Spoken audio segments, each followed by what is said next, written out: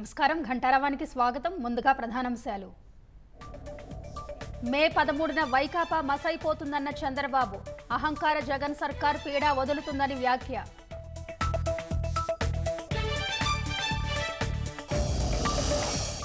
రాష్ట్రంలో మూడో రోజు నామినేషన్ల కోలాహలం. మండు టెండలోనూ ర్యాలీగా వెళ్లి పత్రాలు సమర్పణ.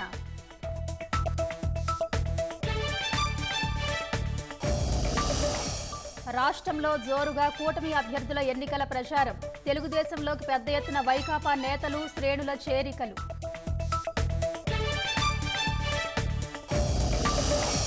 అనకాపల్లి జిల్లా గోకులపాడులో సీఎం జగన్ కు నిరసనలు. బస్సు దిగుతుండగా పవన్ సీఎం అంటూ యువకుల నినాదాలు.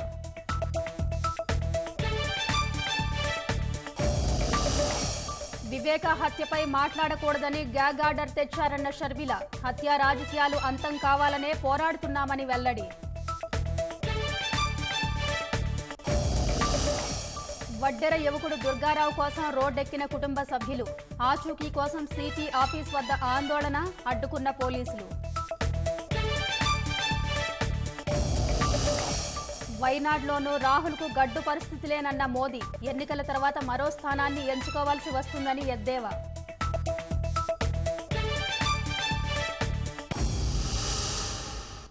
రాష్ట్రంలో క్లాస్ వార్ కాదు క్యాష్ వార్ నడుస్తోందని తెలుగుదేశం అధినేత చంద్రబాబు అన్నారు.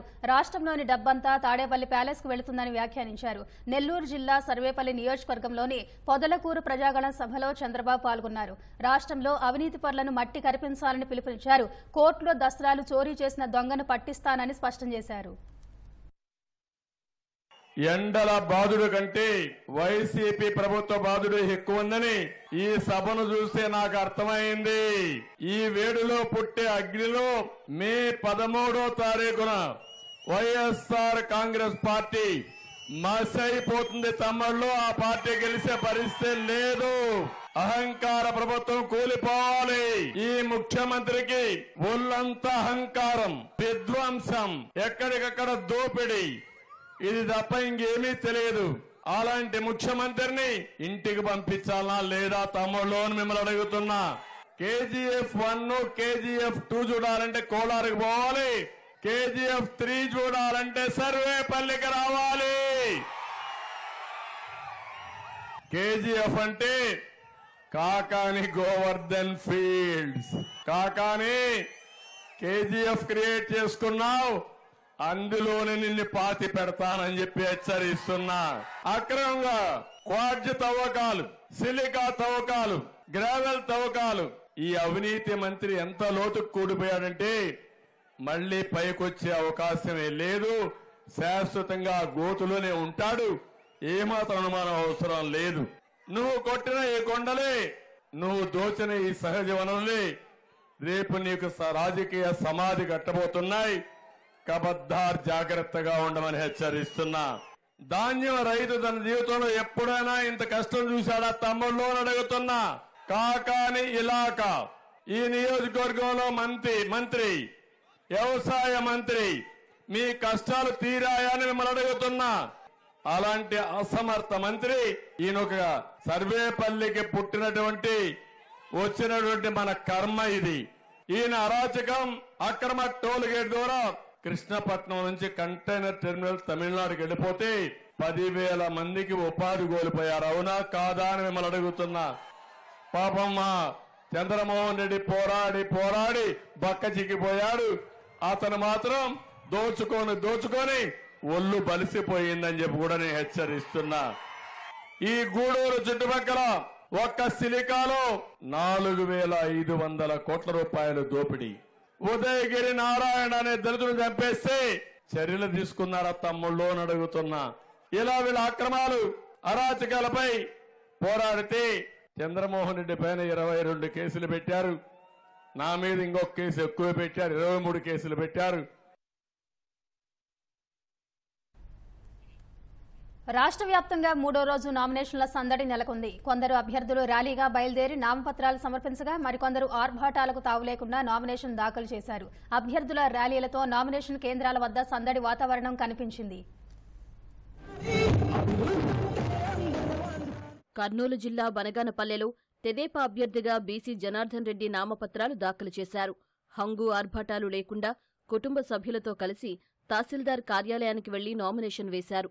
ఆలూరు తహసీల్దార్ కార్యాలయంలో తెదేపా ఎమ్మెల్యే అభ్యర్థిగా వీరభద్రగౌడ్ నామినేషన్ పత్రాలు సమర్పించారు. పార్టీ కార్యాలయం నుంచి అంబేద్కర్ సర్కిల్ వరకు భారీ ర్యాలీ నిర్వహించారు.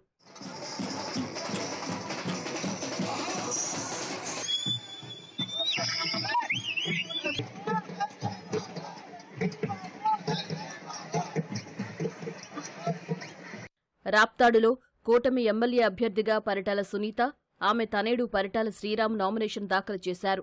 రాప్తాడు తహసీల్దార్ కార్యాలయంలో పార్టీ శ్రేణులతో కలిసి పరిటాల సునీత, శ్రీరామ్ తొలి సెట్ నామపత్రాలను సమర్పించారు. ఫస్ట్ సెట్ నేను శ్రీరాంబాబు ఇద్దరు కూడా ఫస్ట్ సెట్ నామినేషన్ కూడా వేశాం. 25వ తారీఖు భారీ ఎత్తున జనాలతో అందరితో కూడా తెలుగుదేశం కార్యకర్త లీడర్లు అందరూ కూడా ఇక్కడ నామినేషన్ కూడా వేసేదానికి కూడా ఇక్కడనే ఒక సెట్ ముందే వెళ్ళని ఈ రోజు ముందే వేశాం. ప్రకాశం జిల్లా ఒంగోలు కలెక్టరేట్లో వైకాపా ఎంపీ అభ్యర్థిగా చెవిరెడ్డి భాస్కర్ రెడ్డి నామినేషన్లు దాఖలు చేశారు. విజయనగరంలో వైకాపా అభ్యర్థి కోలగట్ల వీరభద్రస్వామి నామినేషన్ దాఖలు చేశారు. కృష్ణా జిల్లా గన్నవరం వైకాపా ఎమ్మెల్యే అభ్యర్థిగా వల్లభనేని వంశీ తొలిసెట్ నామినేషన్ పత్రాలను సమర్పించారు. మైలవరంలో వైకాపా అభ్యర్థి తిరుపతిరావు నామినేషన్ వేశారు. తిరుపతి జిల్లా శ్రీకాళహస్తి వైకాపా ఎమ్మెల్యే అభ్యర్థి బియ్యపు మధుసూదన్ రెడ్డి నామినేషన్ దాఖలు చేశారు. తిరువూరులో బీఎస్పీ అభ్యర్థిగా లక్కపోగు వందన్ కుమార్ నామినేషన్ వేశారు. వివేకాను అవినాష్ కుటుంబ సభ్యులు హత్య చేస్తే చంద్రబాబు చేయించాయంటూ గత ఎన్నికల సమయంలో ఊరూరు తిరిగి ప్రచారం చేసిన జగన్ ఇప్పుడు తాము సీబీఐ ఆధారాలతో బయటపెట్టిన విషయాలు మాట్లాడుతుంటే ఎందుకు ఉలిక్కి పడుతున్నారని షర్మిల విమర్శించారు. తాము వివేక హత్య గురించి మాట్లాడకూడదంటూ ఆర్డర్ తీసుకురావడంపై ఆమె మండిపడ్డారు. కడపలో లోక్సభ అభ్యర్థిగా నామినేషన్ వేసిన ఆమె సీఎం జగన్ అవినాష్ రెడ్డి తీరుపై తీవ్ర స్థాయిలో మండిపడ్డారు. మేము ఏదైతే సిబిఐ ఛార్జ్ షీట్ లో ఉందో ఆ విషయాలు మాత్రమే మాట్లాడడం జరుగుతుంది. ఏ విషయాలు ఛార్జ్ షీట్ లో లేవో అవి మాకు కూడా తెలియని విషయాలు ఈ రోజు మేము మాట్లాడకూడదు అన్నట్టు గ్యాగ్ ఆర్డర్ తీసుకొచ్చారు. 2019లో వివేకానందరెడ్డి గారు చనిపోయినప్పుడు చంద్రబాబు గారు ఈ హత్య చేయించారు అని ఏమన్నారు? నారాసుర రక్త చరిత్ర అని మాట్లాడిన వాళ్ళు, సాక్షిలో పెద్ద పెద్ద బ్యానర్లు, సాక్షి ఛానల్లో మారు మ్రోగించిన వాళ్ళు అప్పుడు ఎలక్షన్లప్పుడు వాళ్ళు మాట్లాడొచ్చు. ఇప్పుడు 5 సంవత్సరాలైనా న్యాయం జరగకపోతే అది కూడా ఏదైతే సాక్ష్యాలు ఆధారాలతో సిబిఐ చెప్తుంటే ఆ విషయాలు మేము మాట్లాడుతుంటే మేము మాట్లాడడానికి వీల్లేదు అంటున్నారు. ఇది న్యాయం అవునో కాదో రాష్ట్ర ప్రజలందరూ గమనిస్తున్నారు. జగన్మోహన్ రెడ్డి గారికి ఒక చిన్న రాయి తగిలితే దానికి హత్యాయత్నం అని పెద్ద బ్యానర్ ఐటమ్ గా వేసుకున్నారు. మరి చిన్న రాయితో కొడితేనే మీకు హత్యాయత్నంలా ఉంటే రాజశేఖర రెడ్డి గారి తమ్ముణ్ణి వివేకానంద రెడ్డి గారిని 7 సార్లు తల మీద గొడ్డలితో నరికి మెదడు బయటకు వచ్చింది. కానీ అది మాత్రం సాక్షికి హార్ట్ అటాక్ లాగా ఎందుకు కనిపించిందో జగన్మోహన్ రెడ్డి గారు సమాధానం చెప్పారు. ఎన్నికల ప్రచారంలో అభ్యర్థుల జోరు పెంచారు. ఓట్ల వేటను ముమ్మరం చేశారు. గెలిస్తే చేయబోయే కార్యక్రమాలను వివరిస్తూ కూటమి అభ్యర్థులు దూసుకెళ్తున్నారు. వైఎస్సార్ జిల్లా మైదుకూరు కూటమి అభ్యర్థి పుట్టా సుధాకర్ యాదవ్ ఇందిరా కాలనీలో సమస్యలు అడిగి తెలుసుకున్నారు. తెలుగుదేశం సూపర్ 6 పథకాలపై ఓటర్లకు అవగాహన కల్పించారు. రాయచోటి కూటమి అభ్యర్థి రాంప్రసాద్ రెడ్డికి లక్కిరెడ్డి మండలంలో మహిళలు హారతులిచ్చి స్వాగతం పలికారు. కరపత్రాలు పంచుతూ ఆయన ఓట్లు అభ్యర్థించగా యువత మద్దతు తెలిపారు. కడప కూటమి అభ్యర్థి మాధవిరెడ్డి దండు కాలనీలో పర్యటించి ఓట్లు అభ్యర్థించారు.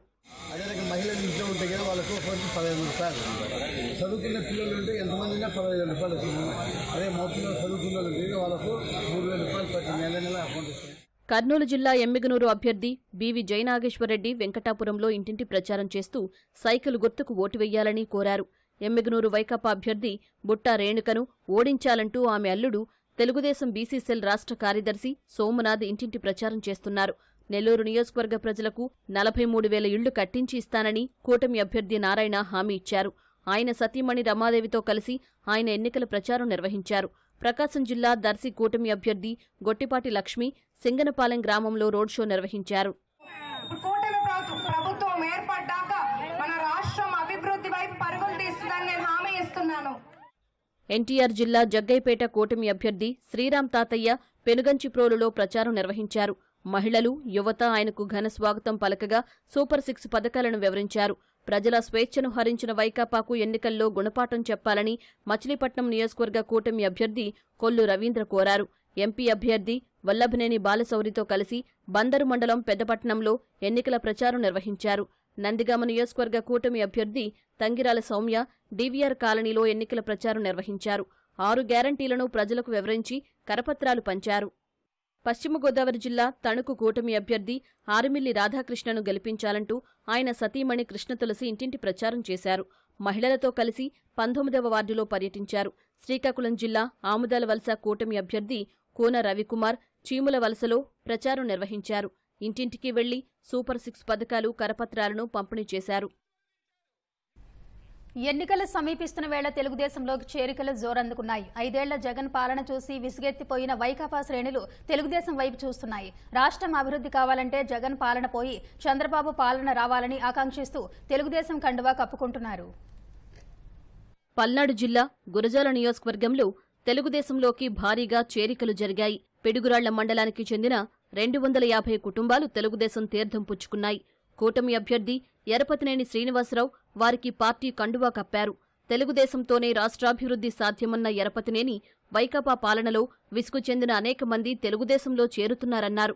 బాపట్ల జిల్లా మార్టూరు మండలానికి చెందిన 200 కుటుంబాలు వైకాపాను వీడి తెలుగుదేశంలో చేరాయి. పర్చూరు కూటమి అభ్యర్థి ఏలూరి సాంబశివరావు వారికి కండువా కప్పి పార్టీలోకి ఆహ్వానించారు.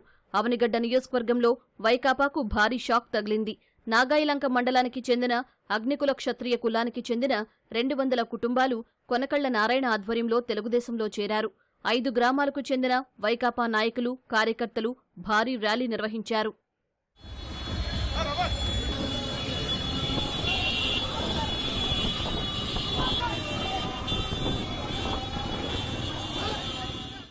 కోనసీమ జిల్లా ముమ్మిడివరం నియోజకవర్గంలోని 4 మండలాలకు చెందిన శెట్టిబలిజ, మత్స్యకార కుటుంబాలు పెద్ద సంఖ్యలో తెలుగుదేశంలో చేరాయి. తాళ్లరేవు మండలం పటవల, జార్జిపేటకు చెందిన 100 కుటుంబాలు, మత్స్యకార గ్రామాలైన భైరవపాలెం, పెదవలసల నుంచి 400 కుటుంబాలు ముమ్మిడివరం అభ్యర్థి దాట్ల బుచ్చిబాబు సమక్షంలో తెలుగుదేశంలో చేరాయి. శ్రీకాకుళంలో వైకాపా నాయకులు తెలుగుదేశం తీర్థం పుచ్చుకున్నారు. జగన్ ప్రభుత్వంపై వ్యతిరేకతతోనే వైకాపా నాయకులు, కార్యకర్తలు తెలుగుదేశంలో చేరుతున్నారని శ్రీకాకుళం అభ్యర్థి గొండు శంకర్ అన్నారు. ముఖ్యమంత్రి జగన్ కు బస్సు యాత్రలో అడుగడుగునా నిరసన సెగలు తగులుతూనే ఉన్నాయి. తాజాగా అనకాపల్లి జిల్లాలోనూ సీఎంకు చేదు అనుభవం ఎదురైంది. జగన్ బస్సు యాత్రలో భాగంగా గోకులపాడు వద్ద ప్రజలకు అభివాదం చేయడానికి బస్సు దిగుతుండగా జగన్ ఎదుట కొంతమంది యువకులు సీఎం పవర్ స్టార్ అంటూ నినాదాలు చేశారు.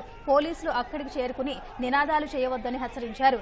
జగన్ మొక్కుబడిగా ఓ మహిళతో మాట్లాడి అభివాదం చేస్తూ బస్సు లోపలికి వెళ్లిపోయారు.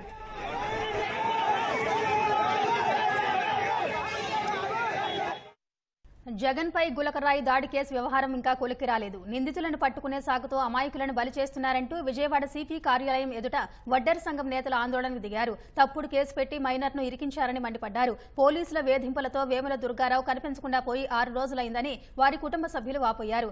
అదే సమయంలో తమపై అక్రమ కేసులు పెట్టేందుకు పోలీసులు యత్నిస్తున్నారని తెలుగుదేశం నేతలు ఆగ్రహం వ్యక్తం చేశారు. సీఎంపై దాడి కేసును సీబీఐకు అప్పగించాలని డిమాండ్ చేశారు. సీఎం జగన్ పై రాయి దాడి కేసులో అదుపులోకి తీసుకున్న దుర్గారావు కోసం కుటుంబ సభ్యులు మరోసారి రోడ్డెక్కారు.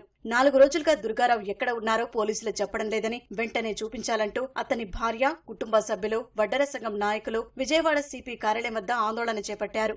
భర్త ఆచూకీ చెప్పాలని దుర్గారావు భార్య పోలీసులను వేడుకున్నారు. అతను ఏ తప్పు చేయలేదని వాపోయారు. ఆందోళన చేస్తున్న దుర్గారావు కుటుంబ సభ్యులను పోలీసులు అదుపులోకి తీసుకున్నారు. సిపి కార్యాలయం నుంచి స్టేషన్ కి తరలించారు.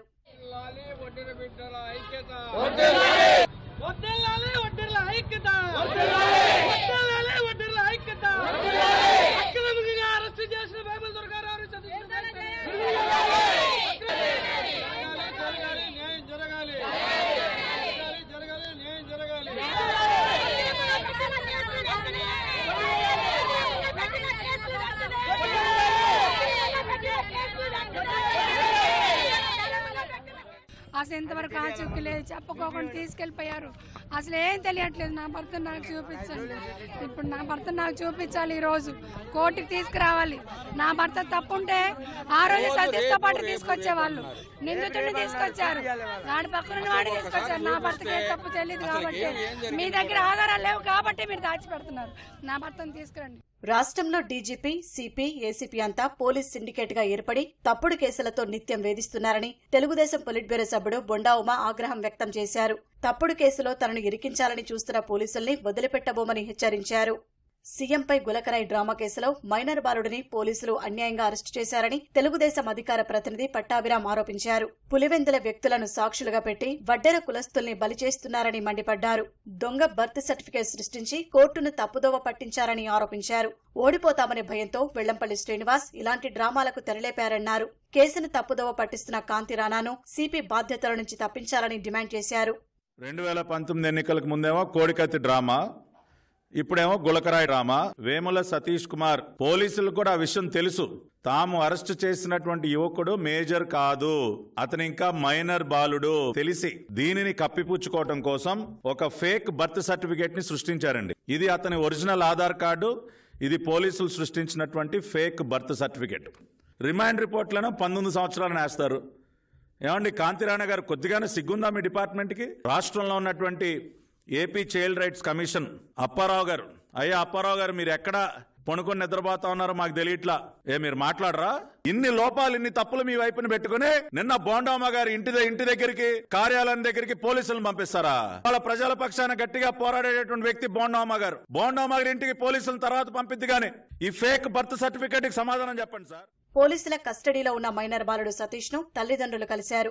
అనంతరం బయటకు వచ్చిన తల్లిదండ్రులు తమ బిడ్డను భయపెట్టించి తప్పుడు సాక్ష్యం చెప్పించారని వాపోయారు. చూద్దామని లోపలికి వెళ్ళాము సార్. వెళ్ళి చూస్తే ఏంటి నాన్న, ఏందిరా, ఏం జరిగిందిరా అని అంటే, లేదు నాన్న, నన్ను మామూలుగా పనుకున్నాను తీసుకొని వెళ్ళిపోయి భయపెట్టి ఇచ్చారు నాన్న. అటు చివరి చీకట్లోకి తీసుకెళ్ళి, నువ్వు చెప్పకపోతే ఏదో ఒకటి చేసేస్తాము అందరినీ, మేము నిన్ను అందరినీ, నువ్వు ఒప్పుకోమని భయపెట్టి ఇచ్చారంట సార్. అని భయపడటం వల్ల అలా చెప్పాడంట. చెప్పబోతే గన్ను పెట్టి పేల్ చేస్తాము, ఒప్పుకోమని బెదిరించారంట సార్. పోలీస్ కస్టడీలో ఉన్న దుర్గారావును ఇంతవరకు కోర్టులో ప్రవేశపెట్టకపోవడం దారుణమని న్యాయవాది సలీం అన్నారు. ఆయనను చూపించాలని కోర్టులో హిబియస్ కార్పస్ పిటిషన్ వేస్తామని చెప్పారు. అమేఠీ నుంచి పారిపోయిన కాంగ్రెస్ యువరాజు వైనాడులోనూ గడ్డు పరిస్థితులు ఎదుర్కొంటున్నారని ప్రధాని మోదీ ఎద్దేవా చేశారు. ఈ నెల 26న అక్కడ పోలింగ్ ముగిసిన తర్వాత మరో సురక్షిత స్థానాన్ని ఎంచుకునే అవకాశం ఉందని జోస్యం చెప్పారు. లోక్సభ ఎన్నికల ప్రచారంలో భాగంగా నాందేడ్లో జరిగిన బహిరంగ సభలో పాల్గొన్న ప్రధాని మోదీ కాంగ్రెస్ తో పాటు ఇండియా కూటమిలోని ఇతర పార్టీ నేతలపై వ్యంగ్యాస్త్రాలు సంధించారు. उन्हें भी वायनाड में संकट दिख रहा है. शाहजादे और उनकी टोली 26 अप्रैल को वायनाड में वोटिंग का इंतजार कर रही है. जैसे ही 26 को वायनाड में वोटिंग पूरा हो जाएगा, ये शाहजादे के लिए एक और सुरक्षित सीट घोषित कर देंगे और कहीं और से फिर से लड़ाना पड़ेगा उनको, क्योंकि उनके अलायंस के साथी भी एक दूसरे को गालियां दे रहे हैं. उनके एक साथी केरल के मुख्यमंत्री ने जो शाहजादे को सुनाई है, मैं भी कभी ऐसी भाषा नहीं बोलता हूं, ऐसी भाषा बोली है उन्होंने. ये हाल है उनका.